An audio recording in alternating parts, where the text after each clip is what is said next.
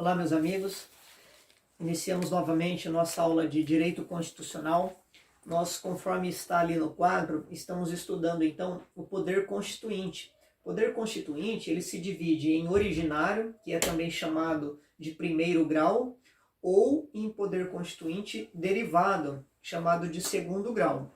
Nós temos ainda o poder constituinte, conforme lá, difuso e o supranacional. Então, temos essas formas em relação a essa divisão aí do poder constituinte. Nós já estudamos então o poder originário, que é aquele então que tem como objetivo, ele vai formar um novo Estado. Sendo assim, ele é inicial, ele é autônomo, ele é ilimitado, ele constitui-se então um poder de fato. Diferentemente, nós temos aí o poder constituinte derivado, que ele tem então uma natureza jurídica. O originário, ele é um poder de fato. O então derivado que estudaremos hoje nós vamos estudar o poder constituinte derivado, ele tem natureza jurídica, ele está dentro do próprio ordenamento jurídico, dentro ali do poder então originário, que é quem vai dizer quais são os limites desse poder derivado. Então ele também leva o nome, esse poder constituinte derivado, ele leva também a denominação de instituído, constituído, secundário, segundo grau, como eu mencionei, que é o mais conhecido, ou ainda remanescente. Essas são algumas formas de tratá-lo. E aí, ele é constituinte derivado porque ele é criado, então, a partir do originário, né? Ele vai derivar do originário. Então, esse é o sentido aí. E aí, ao contrário do seu criador ali, que é o originário, ele apresenta, então, do ponto de vista jurídico, muitas limitações. Ele não é, então, ilimitado, incondicional, ele é derivado, porque ele vai, então, a partir das regras que foram estipuladas, as regras que foram estabelecidas lá no poder originário, é que ele vai, então, ser direcionado. Então, ele apresenta, então, limitações, condições, para que ele possa, então, ser exercido. Alguns autores entendem, alguns da doutrina vão entender, que o correto não seria, na verdade, poder constituinte derivado, mas seria ser competências. Esse seria o termo correto a ser utilizado, porque ele não é um poder em si, ele está submisso, na verdade, ele tem, então, as suas limitações diante do poder originário. Então, nós vamos manter essa utilização, porque a utilização desse termo, porque é realmente a mais utilizada, a mais vista na doutrina, e aí prova, né, principalmente em relação às provas, aí, concursos, é tratado dessa forma, poder constituinte derivado. E aí, desse originário, então, vai surgir, nesse poder derivado, ele se apresenta, então, em 3 divisões, conforme nós temos lá. Olha lá, poder derivado, o reformador, o decorrente e o revisor. Então nós vamos ver cada um deles. Em relação ao reformador, ele é chamado por alguns, então, de competência reformadora. Essa seria a competência, então, essa competência de reforma. Por quê? Porque ele tem a capacidade, esse poder, de modificar, de alterar a Constituição Federal, por meio de um procedimento específico que é estabelecido, então, pelo próprio poder originário, aquele que forma, então, o novo Estado, ou seja, aquele que faz uma revolução em todo o ordenamento. E aí, então, esse poder derivado reformador é aquele que tem essa competência para fazer, então, as alterações. Por isso que, então, ele tem natureza jurídica, ao contrário do originário, que é um poder de fato. Poder político e assim por diante, como nós vimos. Poder de energia social, como nós estudamos ali em relação ao originário. Então, como que se dá essa reforma? Por meio, então, das emendas constitucionais. Estão previstas lá, fundamentadas na nossa Constituição, no artigo 59, inciso 1, e no artigo 60 da Constituição Federal. Depois você pode pegar a sua Constituição para estar acompanhando, então. Lá está o poder, então, constituinte derivado reformador. Quem quiser também já ir acompanhando com o material, você pode ir acompanhar pela Constituição. Na sequência, então, essa manifestação desse poder constituinte está previsto, então, como nós vimos, dentro do próprio ordenamento. Por isso que ele tem, então, essa natureza jurídica que eu havia mencionado. Ao contrário, então, ele é condicionado, né? Ele segue, então, algumas condições. Ele tem algumas limitações previstas. O originário, ele permitiu a alteração de sua obra, então esse poder constituinte originário que nós temos, ele preveu essa possibilidade então de reforma, mas com alguns limites, algumas limitações. Por exemplo, o quórum de aprovação para uma emenda constitucional tem que ser de 3/5 de cada casa em 2 turnos de votação. Isso está lá daí no artigo 60, no parágrafo 2º. É proibido a alteração da Constituição na vigência de estado de sítio, estado de defesa ou ainda intervenção federal. Também está lá previsto no artigo 60, no parágrafo 1º. E aí também o núcleo de matérias intangíveis, vale dizer aquelas cláusulas pétreas, ou seja, que não pode ser alterado, restringido alguns direitos. E aí está lá também no artigo 60, no parágrafo 4º. Quais são as cláusulas, então, que não pode ser restringido os direitos? Alguns dizem que não pode ser alterado, mas na verdade poderia ser alterado no sentido de favorecer, de aumentar, ampliar aqueles direitos. Nunca no sentido de diminuir ou simplesmente excluí-los. Tá? Então esse é o sentido aí das cláusulas pétreas. Então, essas limitações, elas estão expressas, estão explícitas ali no ordenamento. Porém, essas limitações expressas ou explícitas também faz-se necessário em relação àquilo que há as limitações implícitas. Existe, então, no poder reformador, essas limitações que muitas vezes são implícitas, como a possibilidade de alterar o titular do poder constituinte, aquele que constituiu o poder originário. Quem que é? No nosso caso, é o povo, o titular do poder. Então eu não posso alterar, apesar de não estar explícito isso, eu não posso criar então emendas no sentido de retirar a titularidade de poder do povo, que é aquele que criou o Estado, né, esse Estado novo, por meio do poder originário, no nosso caso a Constituição de 1988. Então, apesar de, daí aqui, o titular do poder então não poderia ser alterado, e bem como a proibição de se violar as limitações expressas. Vejam como que a gente entende isso. Então eu não posso, então existem algumas limitações, como eu disse, que são expressas, estão explícitas no ordenamento, já ali na própria Constituição, algumas estão implícitas. Eu falei em retirar a titularidade de poder do povo, que estaria implícita. Mas vamos falar então as cláusulas pétreas. Eu tenho então as cláusulas pétreas que não podem ser violadas, têm que ser respeitadas. Eu não posso, por meio desse poder constituinte derivado reformador, ou seja, por meio de uma emenda constitucional, eu abolir, eu violar então essas coisas que estão previstas já, delimitadas pela própria Constituição. Então no Brasil não foi adotado essa teoria da dupla revisão, ou seja, uma primeira revisão, eu não poderia então fazer uma revisão, uma alteração, uma reforma que violasse aquelas normas que estão explícitas.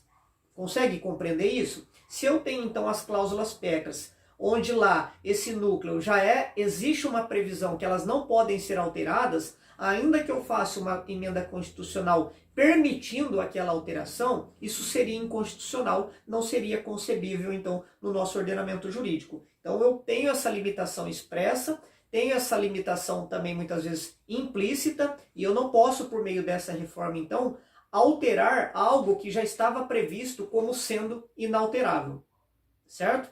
Então seria essa situação em relação ao poder constituinte reformador, derivado reformador. Depois nós temos o poder constituinte derivado decorrente, que é o segundo tópico ali dentro do derivado, o decorrente. Dentro desse poder decorrente, nós temos o conceito de que poder constituinte, assim como o reformador, ele é derivado do próprio originário, certo? Ele é secundário, ele é de segundo grau. Então, ele também é jurídico, ele tem natureza jurídica, ele tem previsão jurídica. E aí os seus parâmetros estão estabelecidos, as suas regras, dentro do próprio poder constituinte originário, que é a nossa Constituição. Então a missão desse poder aí decorrente, do derivado decorrente, é estruturar a Constituição dos Estados-membros. Em um momento seguinte, que seja necessário a própria adequação ou a reformulação. Então esse poder decorrente é aquele que vai então constituir as constituições estaduais, a exemplo do Paraná, Rio Grande do Sul, São Paulo, Amazonas e assim por diante. Então esse é o poder de criar, de estabelecer ou ainda de alterar, reformular essas constituições estaduais. Então tudo isso decorre da capacidade que a própria Constituição vai conceder aos Estados-membros, seja na auto-organização, seja no autogoverno. Tudo isso nós podemos verificar na Constituição. Está previsto lá no artigo 25 da Constituição, no artigo 27, artigo 28, vai tratar então da auto-organização, do autogoverno, tudo que diz da autoadministração, tudo que envolve então os Estados-membros na sua autonomia, está então garantido ali dentro da própria Constituição. E aí todas essas regras lá, quando criadas, elaboradas as constituições estaduais, elas devem seguir então esses limites. E aí, esse poder constituinte derivado, ele pode ser, conforme apresenta-se lá no quadro, em duas modalidades. Ele pode ser inicial, ou seja, no momento em que vai ser elaborado então as constituições, que foi elaborada, na verdade, as constituições dos Estados-membros que nós temos, a exemplo, volto a dizer, do Paraná, São Paulo, Alagoas e assim por diante, qualquer estado que seja, ou ainda quando vai ser realizada uma complementariedade. Na verdade, quando ele é inicial, ele tem um caráter de complementar aquilo que já está na Constituição Federal.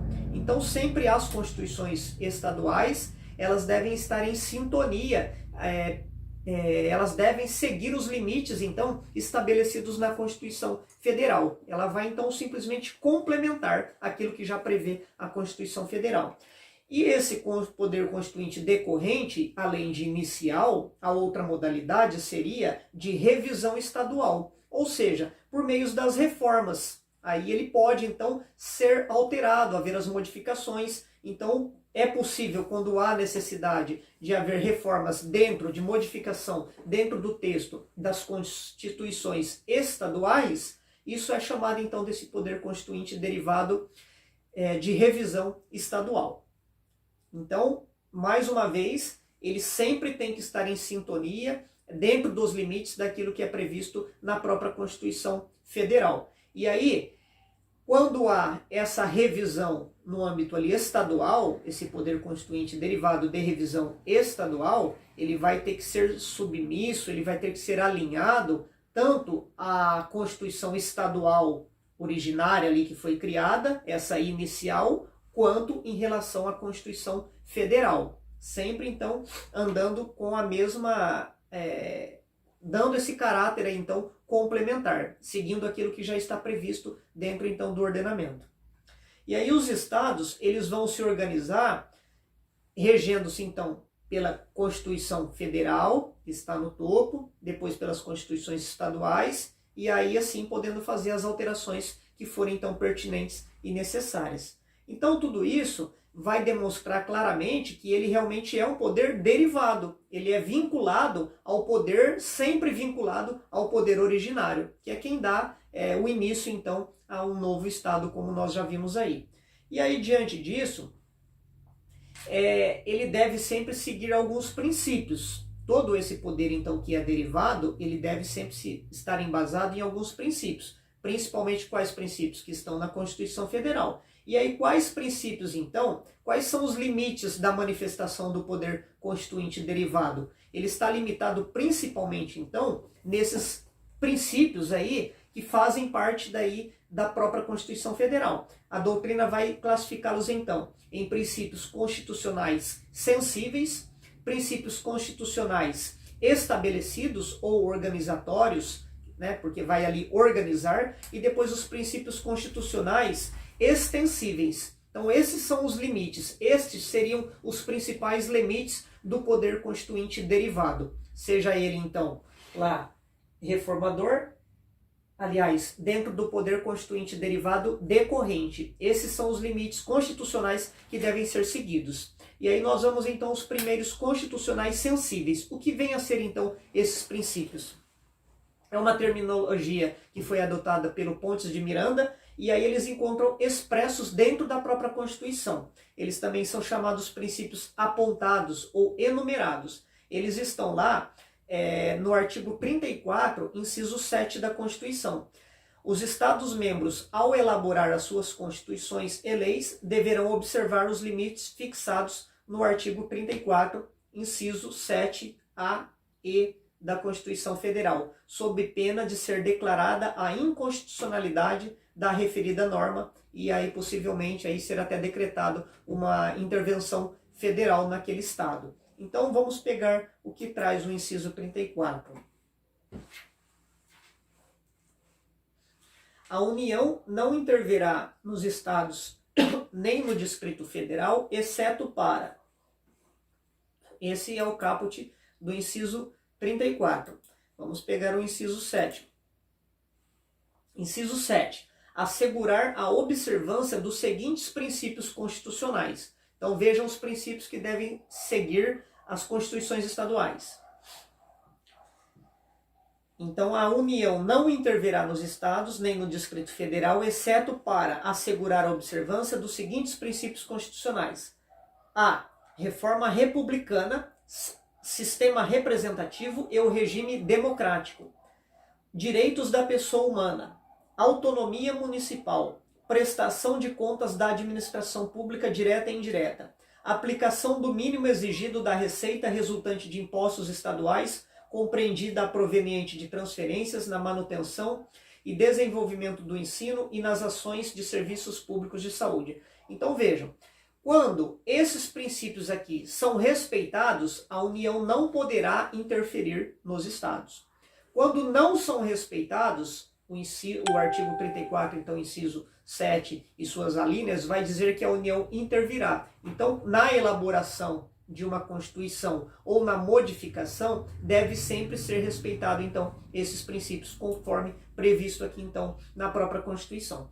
Depois nós temos os princípios constitucionais estabelecidos, aqueles que vão organizar. Então, são aqueles que limitam, vedam ou proíbem uma ação indiscriminada. Eu não posso fazer, então, por meio do poder derivado, poder constituinte derivado, aquilo que quiser, algo indiscriminado.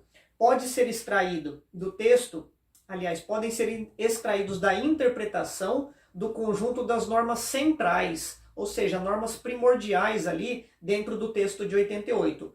Por exemplo, nós temos lá repartição de competência, sistema tributário nacional, organização dos poderes, direito político, direito de nacionalidade, direitos e garantias individuais. Então isso é o centro da própria Constituição. Sendo assim, esses princípios eles devem ser respeitados também por simetria pelas constituições estaduais, que se dá então por meio do poder constituinte derivado.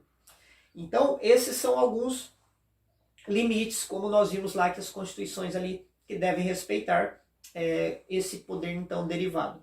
E aí esses limites podem ser explícitos vedatórios, alguns limites que vão proibir ali o Estado de praticar alguns atos ou procedimento contrário, então, àquilo que está previsto no poder constituinte originário. E aí nós temos aqui os artigos de lei que eu vou passar para vocês depois. Artigo 19, 35, 150, 152, artigo 18, 29. Temos vários artigos que proíbem, então, uma atuação do Estado em desfavor daquilo que já está previsto no poder originário. Nós temos limites inerentes, ou seja, eles vedam, eles são inerentes ao próprio poder. E aí eles vão vedar a interferência de competência por parte dos Estados-membros. Então está delimitado o que é competência, o que não é, o que pode, o que não pode. Trata-se mais da competência, a inerência, então, em relação ao Estado, seja ele implícito ou tácito. E aí temos limites também decorrentes, que decorrem de disposições expressas. Então, a observância do princípio federativo, o Estado democrático de direito, princípio republicano, dignidade da pessoa humana, igualdade e assim vai. Legalidade, moralidade, impessoalidade. Nós vamos depois ver cada um desses de forma mais detalhada. Mas então são alguns limites que são decorrentes ali da atuação do próprio ente federativo. E aí o terceiro princípio, então, que seria limitação para o poder constituinte derivado, seria os princípios constitucionais extensíveis. Eles integram daí toda a estrutura que está prevista na Federação Brasileira. Por exemplo, investidura de cargo eletivo, como que se dá então essa investidura dos cargos, o processo legislativo. Então tudo isso a Constituição Estadual vai atuar em simetria com o que está previsto na Constituição Federal.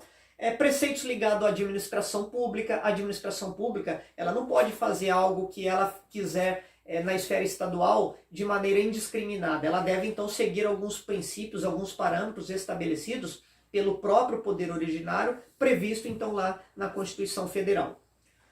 Então o exercício desse poder constituinte derivado decorrente, ele foi concedido à Assembleia Legislativa. Então as Assembleias Legislativas, as Assembleias ali no âmbito estadual, elas podem então realizar esse poder constituinte derivado, o reformador que nós estamos vendo. Tá? Cabe então à Assembleia elaborar a sua Constituição, a Constituição de cada estado, em cada estado, aí observado então esses princípios, obedecidos os princípios da Constituição Federal. Esses três que nós vimos lá, eu fiz o quadro para facilitar. Então, lá princípios sensíveis, estabelecidos ou organizatórios e ainda os extensíveis.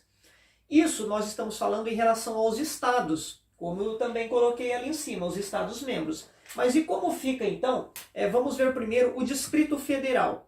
O Distrito Federal, de acordo com o artigo 32 caput da Constituição de 88, ele será regido por lei orgânica. Que vem a ser isso? É a mesma lei dos municípios. É chamada então a lei municipal de lei orgânica. O Distrito Federal, ele também foi elaborado, ele foi constituído então, ele vai ser regido, diz ali a Constituição, por lei orgânica.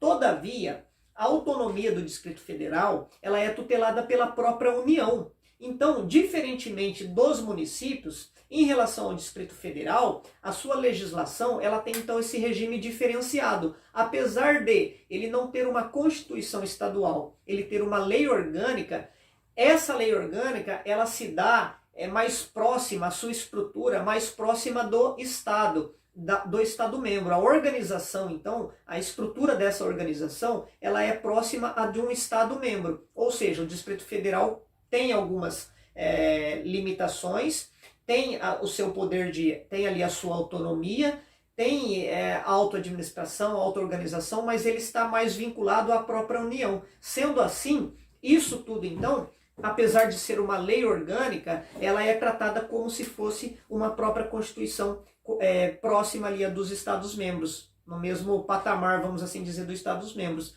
Então verifica-se que essa manifestação de poder constituinte derivado decorrente, ela vai se aplicar então dentro do Distrito Federal. Então, por que eu estou dizendo isso? Porque a lei orgânica então do Distrito Federal, ela poderia sofrer então um controle de constitucionalidade quando ela tivesse então não sendo, quando ela não observasse ali os princípios que estariam previstos ali na Constituição e tantos outros demais. Tá? Ela poderia sofrer então um controle de constitucionalidade, diferentemente dos municípios, que nós vamos ver o porquê. Então é perfeitamente possível esse controle no âmbito da Justiça do Distrito Federal, tá? E aí, apesar de ser lei orgânica, volto a dizer, é como se fosse então uma Constituição estadual. Já em relação aos municípios, não há essa manifestação do poder constituinte decorrente, porque o poder constituinte que nós vimos ali, esse poder decorrente, ele que é referente ali, então às constituições ali estaduais, no que se dá aos municípios, ele já não seria mais um poder de segundo grau, que é o poder derivado. Ele seria um poder constituinte de terceiro grau, diferentemente. Então, nesse sentido, ele não é um poder constituinte decorrente. Como eu disse, os municípios eles são então regidos por leis orgânicas, né, chamado de lei orgânica, cada município tem a sua, e aí tem lá também a sua auto-organização, seu autogoverno ali, ela respeita também aquilo que está dentro da Constituição Federal, porém, além de respeitar aquilo que está previsto na Constituição Federal, a lei orgânica, ela também está submissa, ela tem que estar alinhada àquilo que está previsto na Constituição Estadual. Então, ele vem ainda posterior, então por isso seria um poder de terceiro grau, então ele não é visto como um poder constituinte derivado, tá bom? Então esse poder conferido aos Estados-membros, esse poder que nós vimos ali, que é decorrente, que se dá pelos Estados-membros, assim como ao Distrito Federal, isso não ocorre em relação aos municípios. Quando ocorre de uma lei, porque ele apresentaria então esse caráter de terceiro grau, como eu mencionei. Então, quando houvesse alguma lei municipal ferindo uma lei federal, ferindo, aliás, a Constituição Federal, não seria feito um controle de constitucionalidade, mas um controle de legalidade. E aí é diferente, nós estudaremos isso também daqui a algumas aulas posteriormente, e veremos então que há uma diferença muito significativa. Tá? Uma lei municipal ela não estaria sujeita a um controle de constitucionalidade, mas um controle apenas de legalidade. Em relação aos territórios federais, seria possível então essa manifestação do poder constituinte derivado decorrente? Também não. Somente aos Estados-membros e ao Distrito Federal. Hoje, o Brasil, nós não temos mais territórios federais, não existe, já existiram, não existem mais, mas eles podem ser criados, eles podem um dia ser criados novamente, de acordo lá com o que está no artigo 18, inciso 2, artigo 18, parágrafo 2º. Então, eles integram a União e não há autonomia federativa em relação ali aos territórios. Então, não se cogita essa possibilidade de ter, então, ali uma manifestação do poder constituinte derivado decorrente. Apenas, então, aos Estados-membros, bem como o Distrito Federal.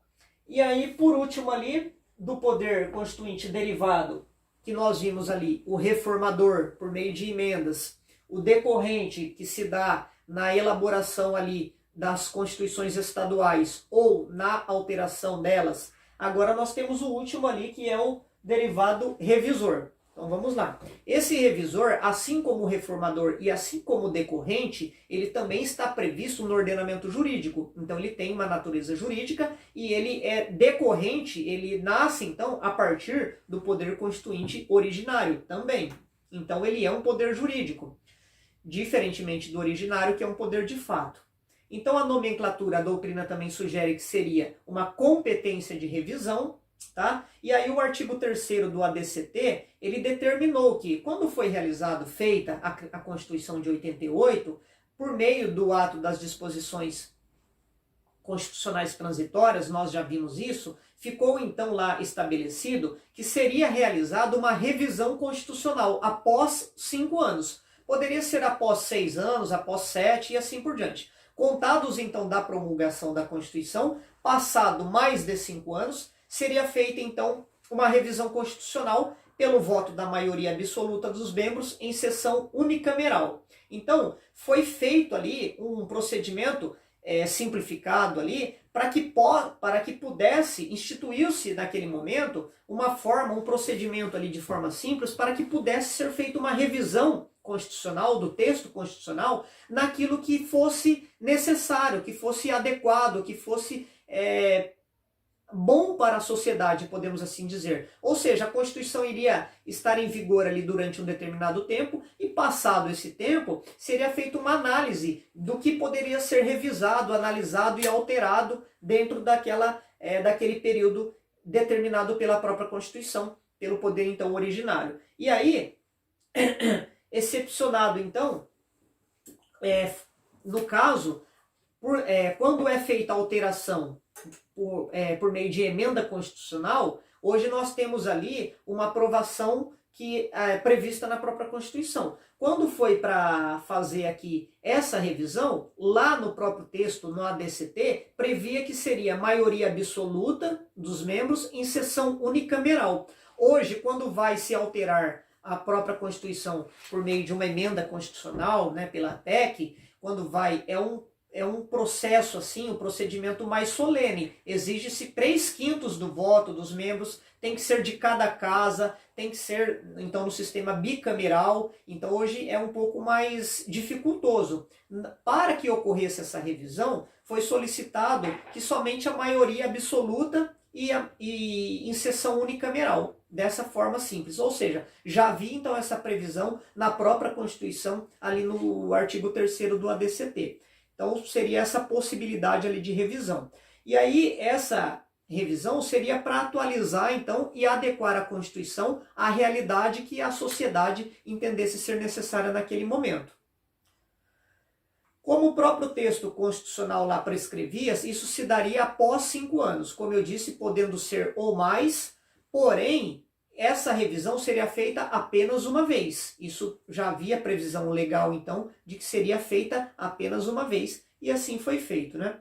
A teoria que prevaleceu, ela fixou como limite material do poder constituinte derivado reformador, ela colocou o mesmo limite, ou seja, essa limitação em relação às cláusulas pétreas. Nessa revisão, então, ficou estabelecido isso, que não poderia ser realizado ali as alterações no que se refere às cláusulas pétreas, previsto lá no artigo 60, parágrafo 4º da Constituição. Ou seja, não seria possível, nessa revisão, tentar abolir forma federativa do Estado, voto secreto, direto, universal e periódico, a separação dos poderes, os direitos e garantias individuais. Então, nessa revisão que estava prevista dentro do poder originário, dentro da própria Constituição, ali no meio no artigo 3º, então, do ADCT, ficou estabelecido que não poderia, então, a doutrina, então, entendeu, a teoria que predominou é que não poderia ser abolido, então, esses direitos previstos aqui como cláusulas pétreas.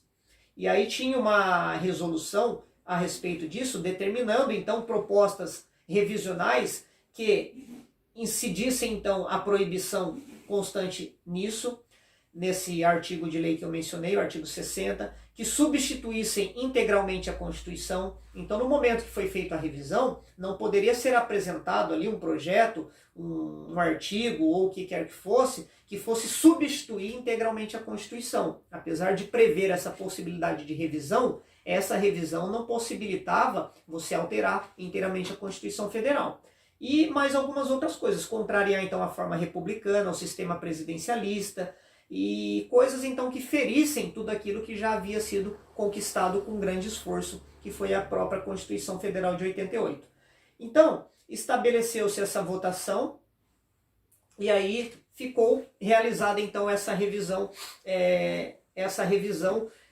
que estava ali já prevista então dentro da própria Constituição Federal. Então essa competência revisional, que está lá no artigo 3º da ADCT, ela proporcionou no momento, quando foi feita então, a elaboração de 6 emendas constitucionais. 6 emendas foram feitas, não sendo mais possível uma nova manifestação do poder constituinte derivado revisor em razão da eficácia exaurida e aplicabilidade esgotada. Então vejam, pessoal, tivemos o poder reformador, derivado reformador, que é aquele que por meio de emendas vai ser alterada a Constituição.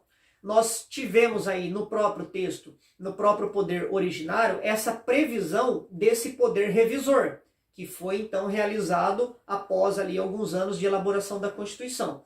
Fizeram lá as emendas constitucionais e assim ficou, não é mais possível hoje haver então uma nova revisão.